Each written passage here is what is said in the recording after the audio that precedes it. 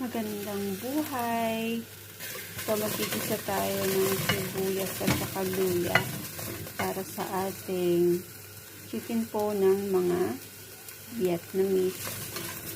Soup po siya. Tapos lalagyan natin ng star anise at saka cinnamon stick kasama ng chicken breast.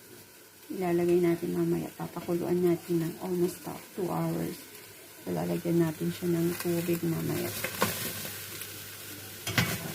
Igisahin lang natin siya ng 10 minutes bago natin ilagay yung breast chicken.